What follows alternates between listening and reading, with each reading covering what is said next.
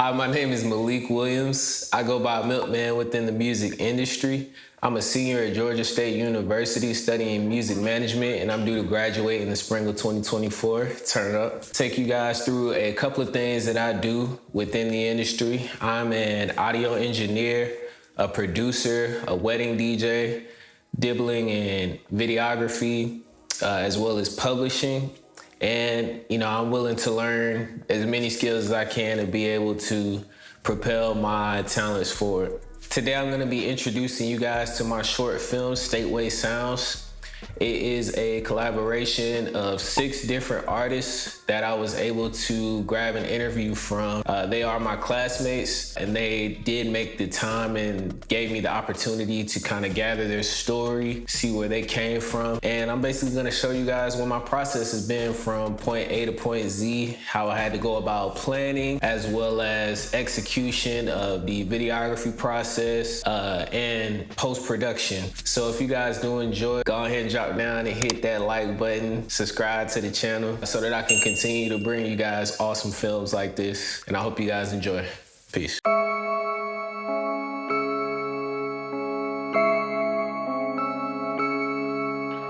Somebody gonna drink this milk.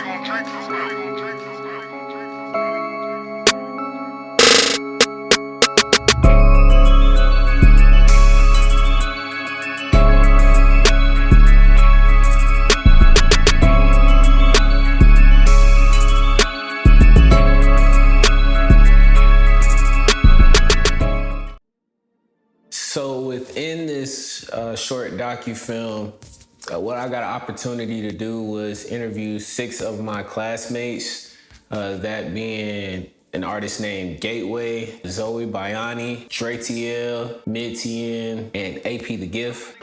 How did you get your start into the music industry or into music? How did you get your start into music? How did you get your start into music? How did you get your start into the music industry? In music, so as far as music, I've really been in music my whole life, like from I think I had to be 4 or 5 years old taking piano classes. So just piano classes, recitals, that turned into orchestra at school, playing violin. I got my start into music at the age of 13. I was DJing with one of my uncles, and from there, I just fell in love with music. I was doing weddings with him, birthday parties, all types of events at a young age. So that really got like my start into music, and then I saved up some money with him and just bought my own recording equipment. At first, I narrowed it down to 2 artists, which was Gateway and Zoe Bayani. Well, I grew up rapping in church. Like, I grew up in a musical household. Like, my mom, she would sing in the church choir, you know what I'm saying? My family, my dad, played piano, you know what I'm saying? And my mom would play piano too. So, like, I grew up around music. My sister plays piano, like, they all play piano. And I would rap in church. I would even sing in the choir. So I grew up like in a musical household, so like that's really what introduced me to music for real. And then rapping at school too, like after church I started rapping in school. Like I rapped for my school pep rally in front of the whole school. I remember that to this day. Like I did like a remix to like Denzel Curry's Ultimate song. And I spazzed on that in front of everybody. The crowd reaction was crazy. Like all my friends were like, "Oh my gosh, I didn't know you could rap like that." Cause I'm kind of like to myself and quiet. So like a lot of people didn't expect that from me that day. They were like, "Oh my God, I didn't know you could rap." That really grew my passion for music. Like seeing people's reaction at school and rapping in church for real. So. I guess I started when I was a kid. I was put in like piano and voice lessons when I was like 4 years old. So that kind of like fueled my love for playing music. And I started writing when I was probably 15 or 16. I really didn't take writing that seriously until probably senior year of high school when I guess I'd had a few more song-worthy experiences to write about. Yeah. So I feel that you got to go through some life before you can actually put some lyrics to the pen. So I kind of had to get on the ball, establishing what it is exactly that I wanted to do first off, how I wanted to go about doing it, where I wanted to go about doing it, who I wanted to be involved. Things just kind of continue to grow from there. I realized it was something I wanted to do for the rest of my life. I'd say probably in 2021. I don't know, I just kept switching majors. I kept trying to figure out what I'm gonna do with myself, and like honestly, it was nothing that I wanted to do for real. You know, with passion that I got like for music. Feel that passion for you. I kind of just became obsessed with hip hop and like the lyrics. Yeah. So as far as the music business, when I was like 19, I started writing music, and that turned into, it really was just a hobby. Like I would just freestyle all day. And then I ended up making songs, full length, like writing songs, recording myself. And then I just wanted people to hear it. Like I literally just wanted people to hear it. So I was like, let me figure out how to put this out in a way where I can maximize its reach. When did you realize that music was something that you wanted to do for the rest of your life? When I just tried things, like in middle school, I tried out for basketball, I tried out for tennis, I tried out, I think, for golf, soccer. I tried out for almost everything that I thought I was interested in, and the only thing I got into was chorus. And so that was kind of my start, and from there, like I literally stayed in chorus until like my senior year of high school. Because I just was like, okay, well obviously this is something I'm good at, or something I should keep doing. And I really feel like that was my start, because I guess it was showing through things that I tried, this is working for me, so I'm gonna just keep doing what's working, you know? So, yeah. Alto? Yes, alto. And they also had me do alto, tenor, and soprano sometimes, so, Okay, so I got a little bit of wide range. Yeah. I guess some difficult things that I had to go through was figuring out how to actually record, figuring out how to get good shots, figuring out how to get good sound. Trying out for stuff and not making it. Like that, I never let that stop me. Like I would try out for music opportunities and then I wouldn't make the cut. You know what I'm saying? And I feel down on myself because I'm like, am I good enough? But you can't think that way, you know? You just gotta keep going, you know what I'm saying? Because maybe it wasn't your time.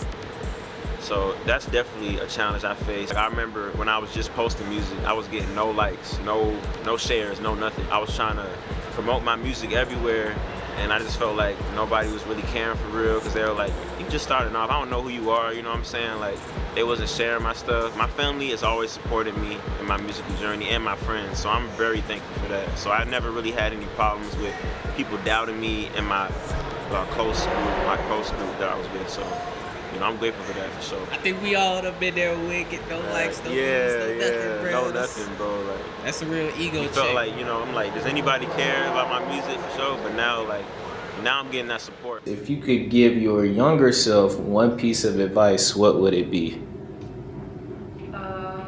Maybe just back to like how I said I always feel like I'm running out of time. Like maybe just to not feel like that so hard, because I mean, a lot of artists who I look up to and love their stuff, like they're either just now starting to come up and like gain recognition, and like a lot of artists that I love are older than me. Yeah. So I really need to I would have really needed to hear that there's no deadline and there's no time limit. I think because when I was younger, I was thinking of like artists like Billie Eilish or like Olivia Rodrigo wasn't really around yet, but like her an example too, I'd be like, oh, they're so like, they're literally like my age or younger than me, and they just had this like overnight like explosion of fame, and like they didn't have to finish high school, like blah blah blah. I like wished that was me so hard, and I should have told myself that didn't matter,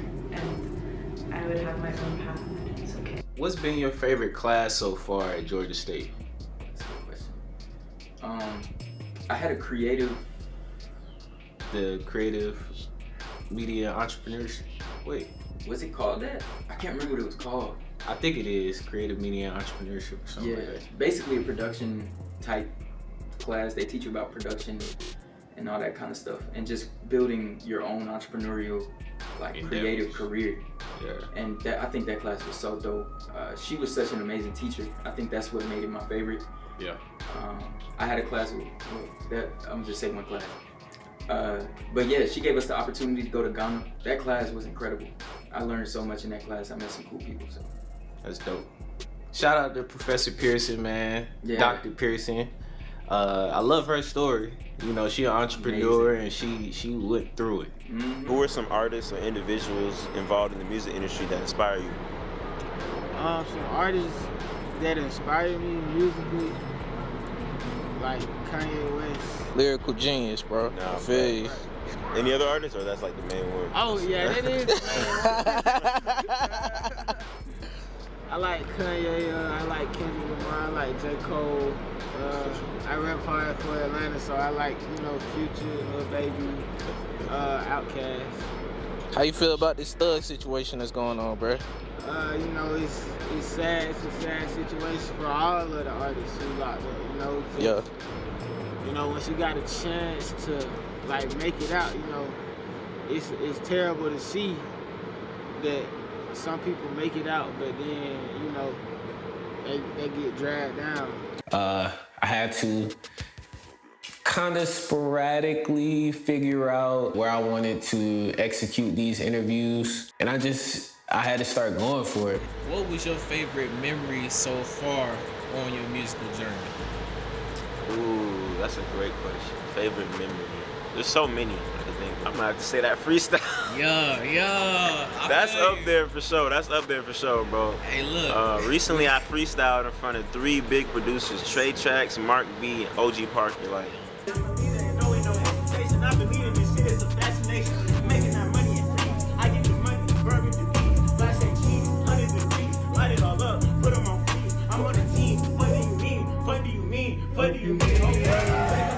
from the whole school, like, you know what I'm saying? That was one of them.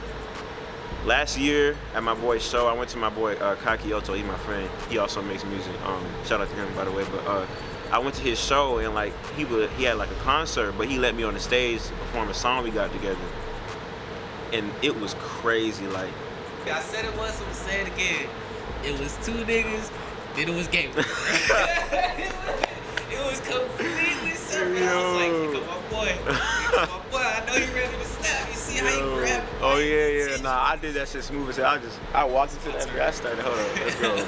If you could give your younger self one piece of advice, what would it be? My younger self, one piece of advice.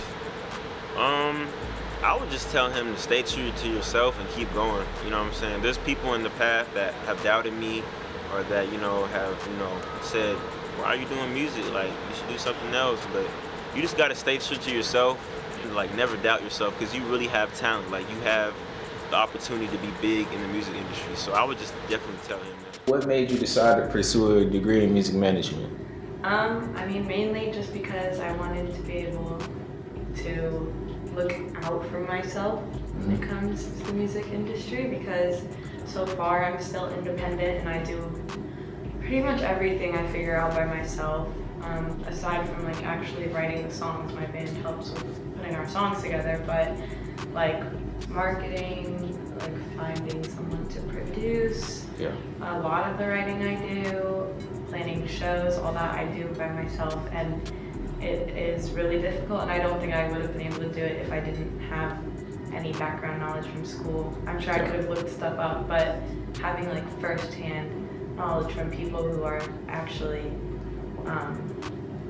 have made a career for themselves in this industry has been really helpful, I think. And I knew that would be helpful, so that's why I chose the degree.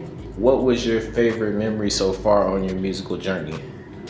I'd probably say it's kind of what I mentioned earlier about me playing a couple of shows like outside of the state of Georgia. I did that in the summer, had a little mini tour, and I played with an artist from Nashville named Willa May. Hey. And that became my favorite memory because we became such close friends, and my band and her band really bonded so much, and we've both gone to visit each other in like our own states where we live since then. So that was the first like real connection and real friendship I've made from music, besides my band. But yeah. What made you pursue a degree in media entrepreneurship, specifically at Georgia State University?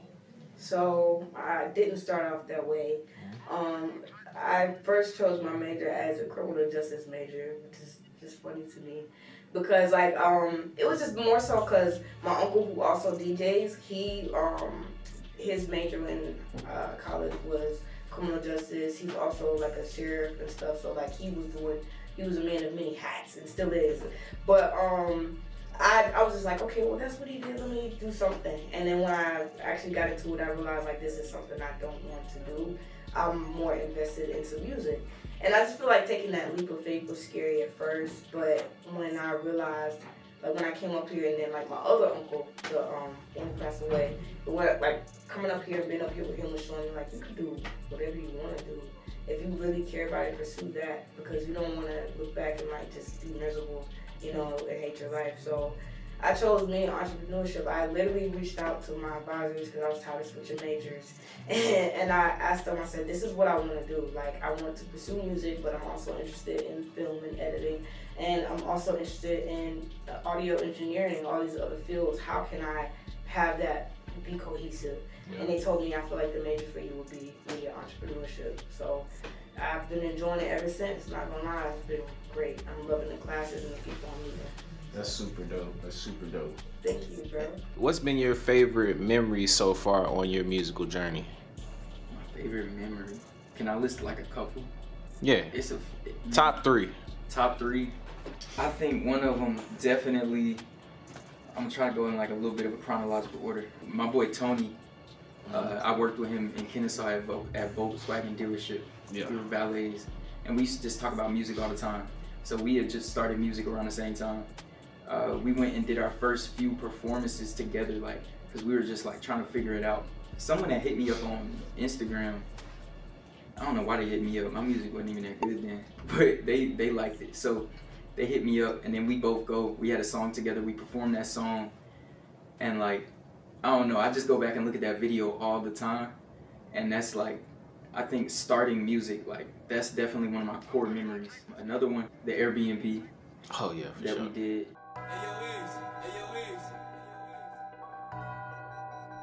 Somebody gonna drink this milk. Bust a move, we tryna make the news. I get on that, lit up, I just hit a fuse. It ain't making money, we ain't doing interviews. Matter of fact, turn the cameras off, this ain't for the views.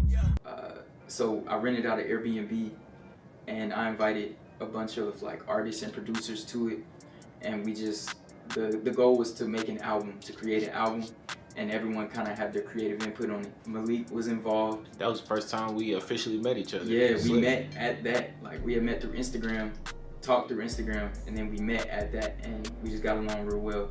Super dope experience. Very, very good music made, and that should be coming out. That'll come out in 2024. Yeah.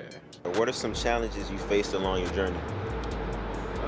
Challenges like just dealing with doubt, complacency, second guessing, and just the test of just, you know, being in college, being a young adult, like everything in life happening. So like sometimes you can put your music on the back burner, but you know it's just a small few who gonna still, you know, people be like, oh yeah, I just made a song, I rap, you know, and they rap for a year or two.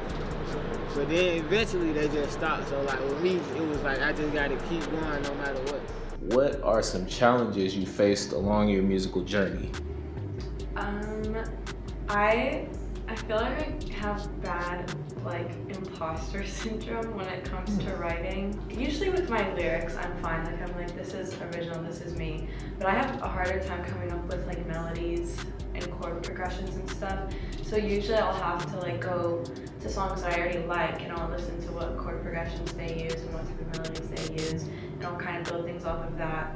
But then that can make me feel like, oh my gosh, I'm just like copying them. I also struggle with feeling like I'm running out of time, or like I'm not using my time properly, especially being in school full time. That is like a big component of it, being in school and working as well. I'm like, I could have just used all this time to focus on my music, but in reality, like I'm doing what I have to do anyways with me. I want to take this time once again to thank all of the artists that participated within this short documentary film, and anybody who participated in making this come together for me. Professor Thrash, I appreciate you for encouraging me to be able to pursue this. Everyone who worked on videography, Christian, appreciate you. So if you guys did enjoy, once again, feel free to follow me on social media. This has been your boy Malik, AKA Milkman, and I hope you have a blessed day.